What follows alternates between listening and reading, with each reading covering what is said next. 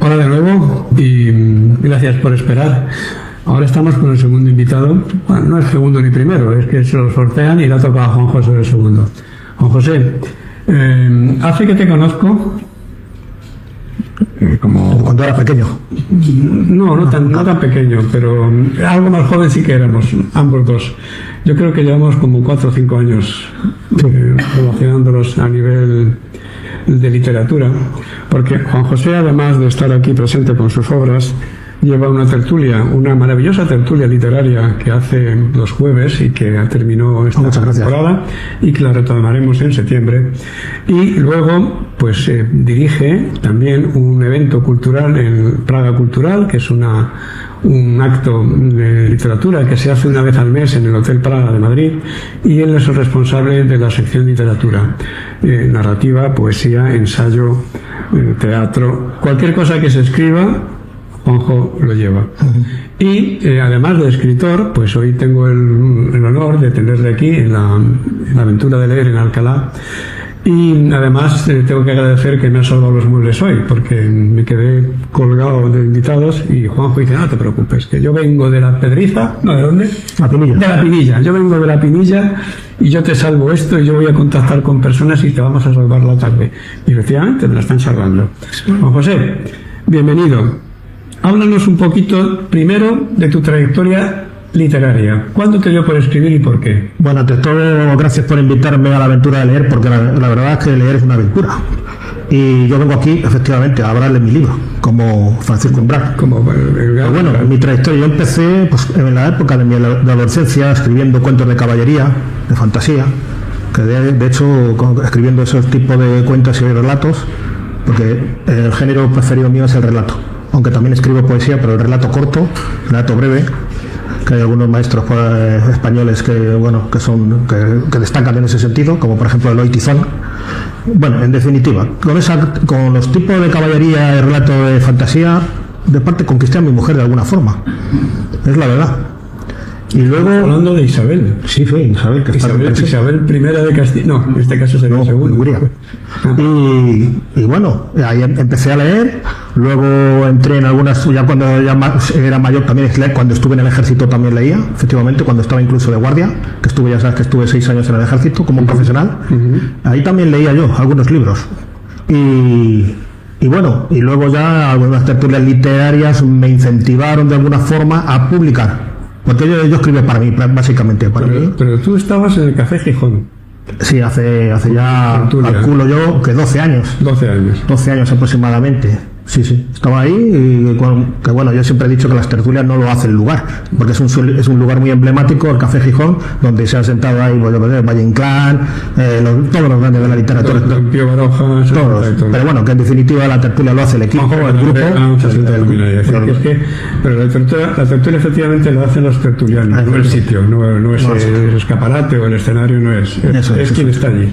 También he sido yo una persona siempre inquieta siempre me he preguntado desde pequeñito por qué estoy aquí, para qué he venido. Siempre soy un buscador de caminos, como mi búsqueda de caminos, que va por la 3ª edición, y siempre me pregunto todo. Hay personas que no se preguntan absolutamente nada, como he visto también en mi época del kiosco de prensa y revistas en Vallecas, que estuve 24 años, hablaba con personas, pues su única era afán, no se preguntaban absolutamente nada, y seguramente son más felices. Pero yo siempre he sido una persona que me he preguntado por qué nace una rosa, por qué esto, por qué lo otro, por qué estoy aquí, para qué. Quizás las personas que nos preguntamos tanto no somos tan felices, pero es que no lo podemos evitar. Creo que forma parte del ADN de la persona. Bueno, la felicidad es algo muy relativo. Todos los sabios lo definen de forma diferente. Yo me suelo quedar con la definición que daba Epicuro. Decía: la felicidad es la ausencia de necesidad en cuerpo y alma. Cuando no necesitas nada ni en el cuerpo ni en el alma, eres feliz. Hay quien dice: no, la felicidad es tener todo lo que necesitas y no sé qué, y la felicidad consiste en no sé qué, la búsqueda. Si no hay que buscarla, la felicidad te tiene que encontrar. Yo siempre he dicho que la felicidad son momentos de felicidad. La felicidad completa no existe y se puede conseguir. Como decía, por ejemplo, Jesús de Nazaret, él no es más rico que el que más tiene, sino el que menos necesita. El que menos necesita realmente es el que está consigo mismo. La felicidad está en el interior de nosotros mismos, no en el exterior. Y vivimos en una sociedad, que tú lo sabes, vivimos una sociedad de la inmediatez, de la rapidez, que por eso muchas veces se lee, yo creo que no se lee lo que se tendría que leer, la inmediatez, la rapidez, las redes sociales, y no tenemos tiempo para la pausa, el silencio. ¿Hay una diferencia entre estoy alegre y soy feliz? Pues yo creo que sí. Yo creo que sí hay una diferencia. Estar alegre, pues bueno, yo puedo estar alegre en un momento determinado, incluso puedo poner una careta, como una careta impuesta, y todo el mundo se cree que estoy alegre y estoy triste por dentro. También he sentido la soledad acompañada. A lo mejor he estado rodeado, como tú te habrá pasado, en una multitud de 50 personas y estás más solo que la una. Entonces la alegría es una cosa y la felicidad es una cosa interior, que es un trabajo, por eso en búsqueda de caminos. Y más estable que un más estable. De alegría, sí. Hagan a mi equipo, qué bien. Nada que ver con el poder social, ni con el dinero, ni con la situación, vamos, que desempeñas tú en la vida. Juanjo, aquí tienes 3 libros. ¿Nos puedes explicar un poco cómo nació cada uno? Y también el por qué elegiste ese título a cada uno. Bueno, búsqueda de caminos, es que como yo soy un buscador de caminos nato, pues entonces yo en estos libros, en la contraportada ponemos respiramos sí, pero vivimos. Una pregunta, no es lo mismo vivir que respirar. Y entonces son preguntas, es una miscelánea de relatos y reflexiones. Se compone de 3 partes. La primera es Al borde del abismo, que son reflexiones filosóficas. La segunda parte es, ¿cómo se llama? Al borde del abismo. Bueno, la otra no me acuerdo ahora mismo. No hace tanto tiempo de esto. Mira. Al borde del abismo son reflexiones filosóficas. Luego viene una serie de relatos breves, que se titula, a ver si me acuerdo, un momentito, Razones del destino. Las razones del destino son relatos breves y cortos, con un final siempre que dejo abierto y que sorprende. Y que luego el lector lo finalizará él en su ideario, en su mente, como él le venga en gana. Pero siempre me gusta dejar los relatos abiertos y siempre a la reflexión. Con este libro, con búsqueda de caminos, he querido conseguir que la persona que empiece a leerlo, cuando termine, se haga preguntas que antes no se hacía, antes de empezar.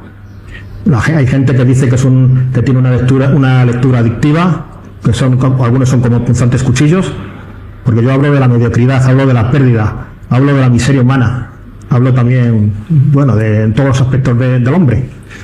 Vamos a hacer un reto. Dime qué quieres que lea yo y luego tú qué quieres leer. Pues mira, por ejemplo, la 3ª edición tiene otro apartado, pero no importa. Pues mira, todavía puedo hacer, por ejemplo, este. ¿Este? Sí, que bueno. Suicida. Qué interesante. Ya te digo que trato temas punzantes. Es un tema que conozco bien. Es tristeza lo que me inunda, el coraje ya no está. Cuando en las noches ya solo pienso en eso que pudo ser y no fue, cuando las oportunidades me fueron negadas, me ahogo. Es ahí cuando me doy cuenta de que ya no tengo por lo que luchar, cuando las fuerzas se desvanecen y mi corazón apenas siente. Ya no hay nada por lo que seguir. Al leer mis palabras sé bien que no me comprenderás, mas hace ya mucho tiempo que dejé de esperar. Mis palabras serán crueles, mas como te atreves tú a pedirme que me detenga, cuando el sentir la vida es individual, cuando tu cuerpo no lleva heridas y el mío se desangra. Mi impotencia es frustrante, egoísmo, no lo sé, mas ya no importa. Un frasco de pastillas y ya está. ¡Alto! ¡No lo hagas! No juzgo tu dolor, pero sí te pido que no te vayas aún. Abrázame, coge mi mano fuerte, no desesperes, te escucho. Y yo ya diría, y te espero. Y ahora te toca a ti. Déjame, que voy a leer uno de la 3ª parte. ¿Cómo no? Aquí tienes. Este se trata de una historia que me contó un tío de mi madre en la plaza de Elda, Alicante. Yo era un niño aproximadamente cuando él me lo contó. El juego de las muñecas. Sí, y el de los zapatos. Un pueblo de zapateros. Mi madre y mi abuelo eran zapateros. Pero bueno, yo estaba allí de visita y me cogió el tío de mi madre, me llevaba a pasear, me sentó en un banco en el parque de allí, un parque que había en Elda, y me contó esta historia. Una historia que, claro, yo al ser pequeño me quedé un poco alucinado, pero que luego con el tiempo se ha quedado grabado y lo he plasmado en un relato basado en una historia real que escuché cuando era un niño. Se titula Salvar la vida.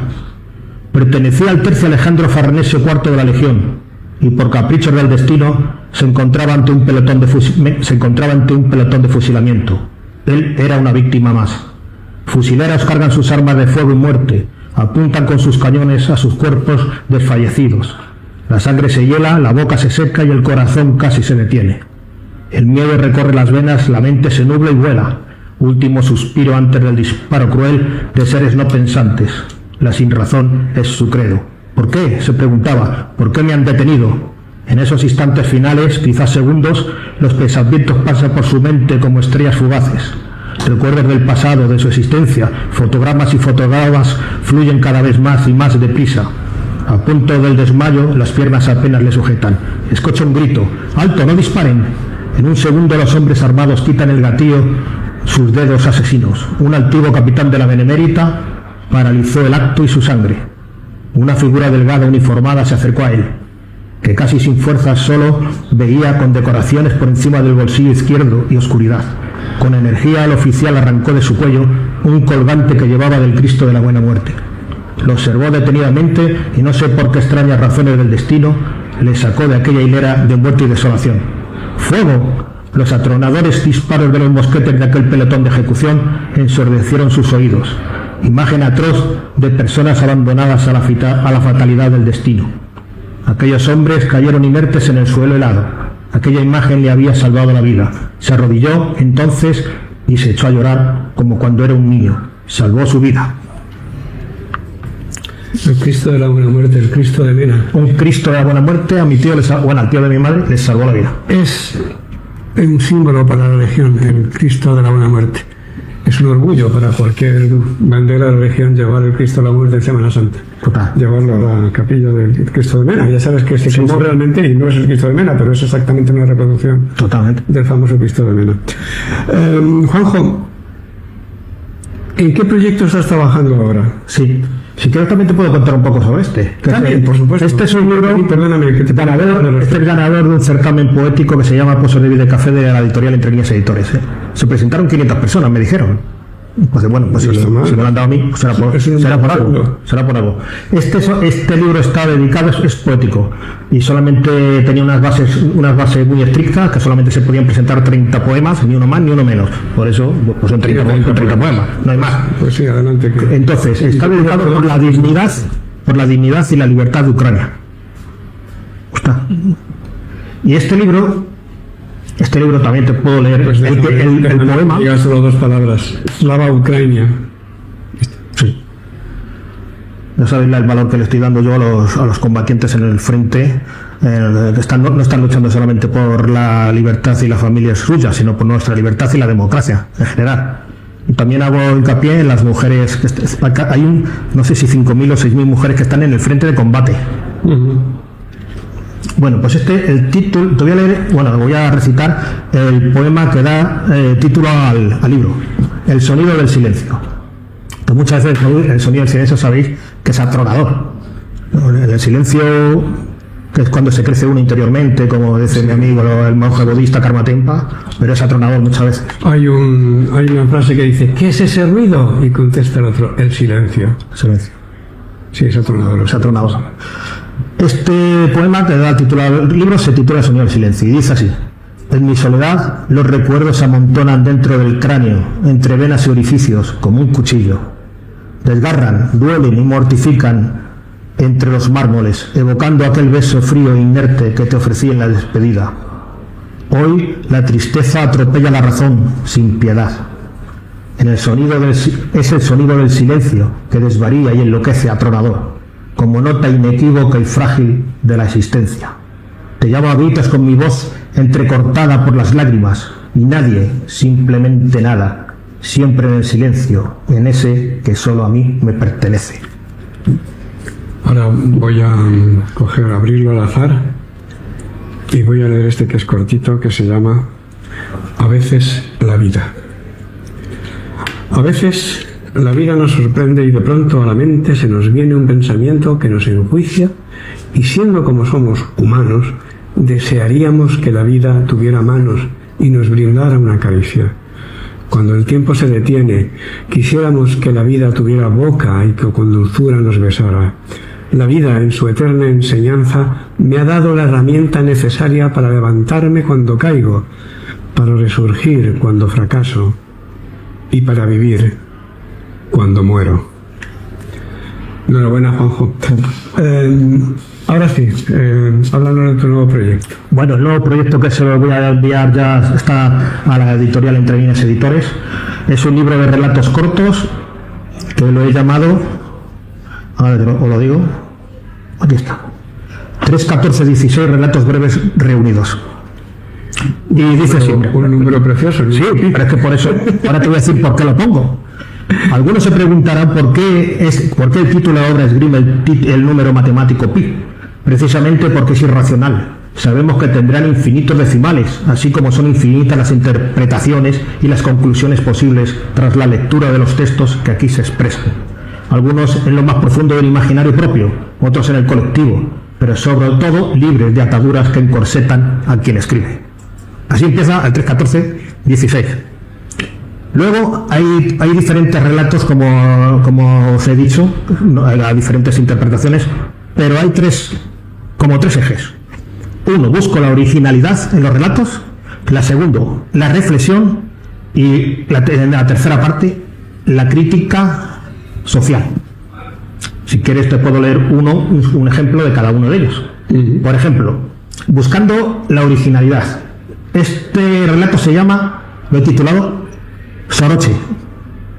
En mi casa solo existían montañas de ropa, montañas de libros, montañas de anhelos. Imaginábamos cualquier cosa que pudiese apilarse hasta formar una diminuta o gran montaña.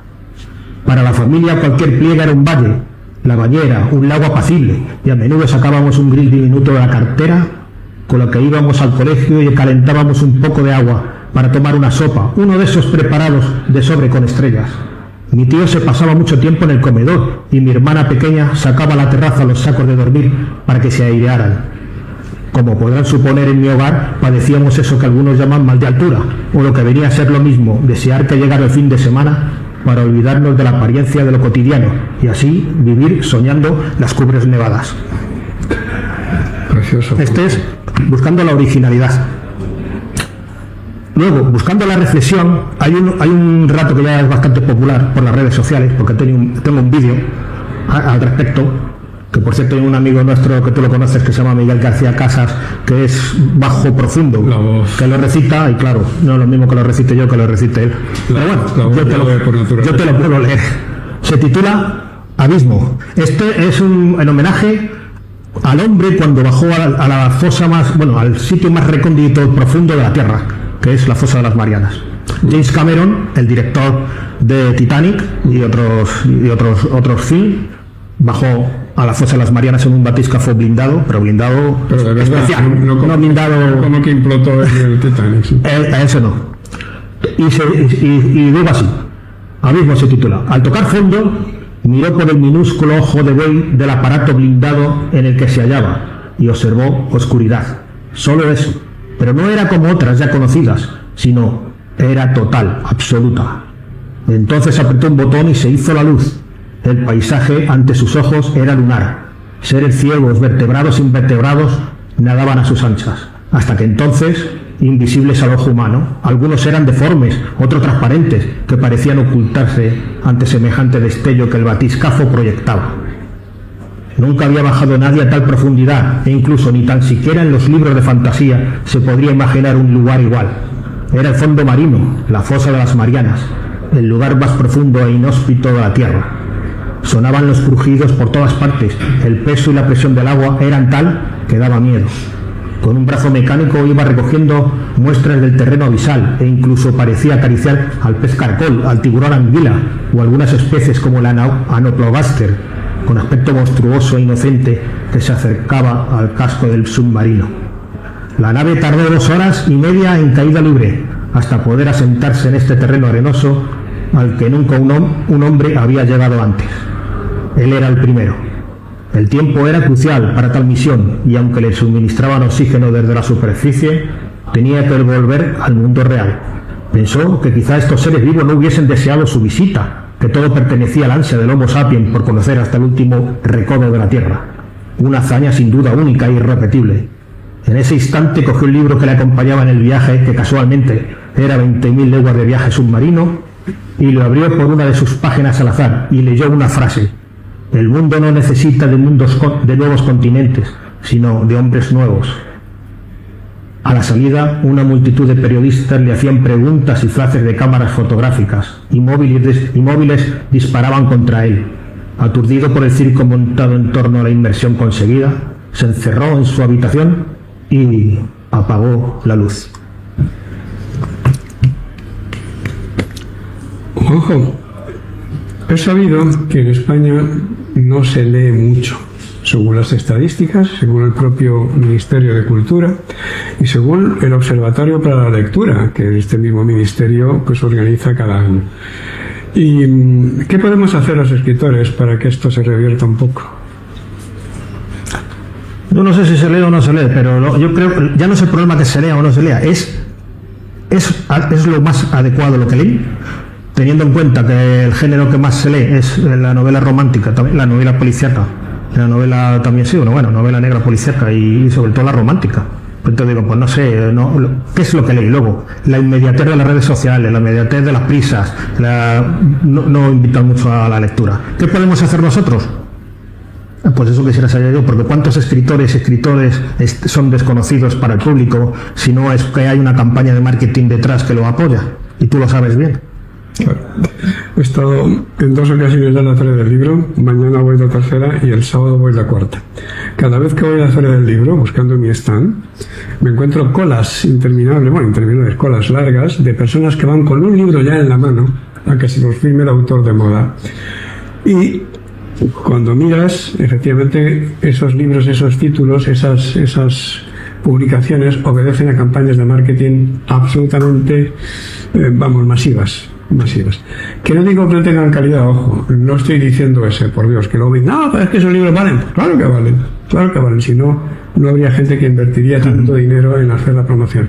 Por supuesto que valen, pero da la sensación de que lo que no se promociona, lo que no se comparte, lo que no se conoce, no se echa de menos, no existe, no está en nuestra idea, ¿no? Entonces, el marketing, eso de que el buen paño en el arca se vende, ya no vale para los libros.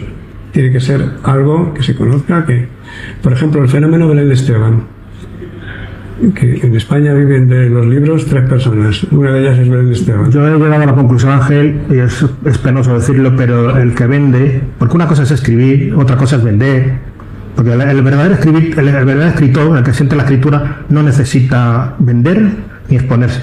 Yo creo que es una necesidad básica como el comer y el dormir. El escritor es eso. Escribe para él o para quien le quiera escuchar y punto. Luego ya el editar es otra cosa. Pero yo comprendo que las editoriales son empresas y buscan lo comercial. Ya sabemos el premio Planeta, que eso está... Bueno, pues es un premio ya adjudicado de antemano, es un producto comercial, básicamente. Y los grandes premios, los pequeños premios como este, pues sí, eso puedes ganarlos, puedes en un momento dado te presentas. Pero yo creo que lo que influye, por lástima, no es la calidad de lo que realmente se vende, muchas veces, sino la popularidad, lo popular que seas. Así es que me han venido a la cabeza, José María Ansón fue una vez presidente de un tribunal que daba el premio Planeta. Iba a Sevilla, estaba en Sevilla y le dicen, este es el que gana el premio este año. Y dice, hombre, pero yo soy el presidente del tribunal que tiene, y ya me dais el ganador. Pues bien, la editorial decide quién gana. Y ya está, porque yo dejo 50.000, 100.000, lo que sea, una cantidad obscena de dinero a cambio de que esto pues, a mí me rente, lo venda, etcétera, y me compense. Sí. Esto no es una ONG, le dijo el señor Lara al señor Ansón. El señor Ansón se embosqueó un poco, lo confiesa él lo escribió, lo estoy repitiendo sus propias palabras, ¿vale? No es especulación. Y dice, al menos tengo que reconocer una cosa, gracias a que esto es así, hay 50.000 personas que se presentan al Planeta, no sé, 5.000, 50.000, sí, lo que sea, 500.000, lo que sea. Si dices que había 500 candidatos a este premio, pues imagínate que el Planeta está exponencialmente. Entonces dice, y al menos 10, 12, 20 obras merecen la pena. Sí. Eso es lo que me interesa. No el que gana el planeta en sí, que ya está concedido efectivamente, como todo el mundo ya conoce, sino el segundo, el tercero, el cuarto, el quinto premio, y luego los que se editan, que ya no tienen acceso al premio, pero Planeta los edita porque sabe que son libros que tienen calidad. Dice, eso es importante. Al menos hacen leer, decía José María Anselmo. Total. Por lo menos hacen leer, y lo importante es que la gente lea, porque cuando lees un libro y te ha parecido interesante, busques saber el siguiente si te va a gustar o no. Claro. Entonces esta era la idea que defendía. Estuve una vez en una conferencia que impartía el pintor, ¿cómo se llama el pintor este madrileño? Realista, ¿cómo se llamaba? El pintor realista madrileño que ha pintado la Gran Vía, que no me acuerdo ahora mismo, Antonio López. Bueno, pues Antonio López decía que cuántos alumnos tiene él que podrían llegar a ser un Velázquez y nunca podrán llegar porque no tienen los apoyos suficientes. ¿Sabes cuál es el origen de Antonio López? ¿No? Tomelloso. Tomelloso, bueno, La Mancha. Tiene un museo su padre allí, sí. Y las cabezas esas cabezas negras que pesan en un toche, sí. Dos están puestas a la puerta del museo. Y estoy de acuerdo con Antonio López, porque lo mismo que pasa en la pintura pasa en la escritura. Sí. Igual. ¿Cuántos Miguel Hernández habrá por ahí y no se conocerán nunca? Mira, el maestro Borges, y lo digo muy frecuentemente, siempre decía, si este libro no te gusta, déjalo. Claro. No se ha hecho para ti, pero hay otros. Coge otros. No dejes de leer, por favor, no dejes de leer. Sí. La aventura de leer implica necesariamente la aventura de escribir. Fíjate, quería decir una cosa que antes se me ha pasado sobre el tema de la inmediatez, de la rapidez que vivimos hoy en día, la gente joven que tiene una necesidad básica como de viajar y si no viaja parece que no vives. Sí. Bueno, pues hay un síndrome que se llama el síndrome de Wanderlust, que precisamente no se han enterado, hay mucha gente que no se ha enterado que puedes viajar leyendo desde el sillón de tu habitación y puedes ir a todos los sitios que quieras. Lo decía un vecino de Alcalá, un tal Miguel de Cervantes. Quien viaja mucho y lee mucho, ve mucho y sabe mucho. Claro. Bueno, yo sé que estamos terminando, pero no me quiero dejar una cosa, una reflexión que hice en otra tertulia, un debate que tuve con otro compañero nuestro que ha estado aquí, por cierto, Andrés Pinar. No, en este caso fue Margarita Campos, hablando de las tres clases de grupos poéticos que existen hoy en día. Hay tres grupos para mí, tres grupos que son los intocables, que son el grupo de García Montero en compañía, que ahí solamente puedes entrar si tienes algún enchufe, etcétera, o comulgas con sus ideas. De algún poco. Eso. Luego está el segundo grupo de poetas, es el grupo que dicen que el cielo es azul y el agua está mojada y se cree que han descubierto América, que eso no dice absolutamente nada, que no vale para nada. Sí, las metáforas sabias. Sí, y luego está el tercer grupo, que son los más desconocidos y los que realmente aportan algo a la poesía, que son los más desconocidos y los que casi nadie conoce. Las novedades. Porque todo implica en este mundo un cambio y una progresión. Si vamos a escribir como Quevedo, no hemos avanzado nada. Y no es que Quevedo escribiera mal, ni Lope, ni Cervantes, ni Góngora, ni siquiera Homero en la Ilíada. Pero si vas a escribir como Homero, no has avanzado nada, no hay progreso, no hay. Y es importante que la literatura y las artes y todas las artes que conocemos, todas las expresiones artísticas del hombre progresen, evolucionen, avancen. No podemos pintar siempre en la misma modelo. Pero eso es muy difícil, porque ya decía Borges, dice que en la narrativa, en la poesía ya está todo escrito. Lo único que podemos hacer es dar algún matiz, Nos queda un minuto. Un minuto. Bueno, pues el minuto es para leerte el relato del 3-14-16 con la crítica social. Buscando la crítica social. Se titula Lo que pasa en Gaza. Camina perdido por el bosque sin rumbo fijo e intenta comprender, si esto es posible, el ruido de los fusiles ametralladores y asesinos de los soldados israelíes que arrasan con todo lo que encuentran en su camino. Y grita, porque un grupo político paramilitar palestino sunita, como Hamas, utiliza a la población civil como escudos humanos. Grita. Perdido me hallo como él en ese entorno entre abedules, sauces y tilos, buscando la esencia de la vida, que en algunos puntos del planeta parece no valer nada. Involución. Lo que pasa en Gaza no tiene nombre, o quizás sí. Inquieto alza la voz, pero nadie le escucha. Es el clamor de muchos inocentes, mujeres y niños, ante la pasividad y el horror del hombre, y sus gobiernos ante la hambruna o el tronar de las bombas cada día. Ahora mismo, mientras escribo estas letras, resuenan en mi cabeza. El grito en el bosque desconsolado y con rabia es aquella persona de buena voluntad que aún cree que las cosas pueden cambiar. ¿O será esto una quimera?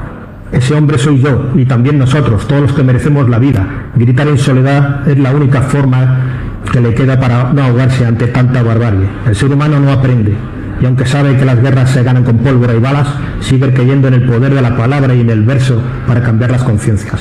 Más allá del poder y de la locura de los psicópatas, seres preparados para realizar el mal, y son muchos. Lo que pasa en Gaza tiene nombre: genocidio. Juanjo me ha recordado unas palabras de Julio Enguita: malditas sean las guerras y quienes las promueven. Gracias. No, claro. A ti, gracias a ti. Y buenas tardes, nos despedimos ya hasta el próximo miércoles y anunciaros que probablemente en julio y en agosto no tengamos programa porque personalmente tengo necesidad de descansar y además el verano hace que casi todos huyamos en todas direcciones, por lo tanto puede que en junio terminemos esta aventura, esta primera fase de la aventura de leer en Alcalá. Pero hasta la próxima semana, por supuesto, aquí estaremos.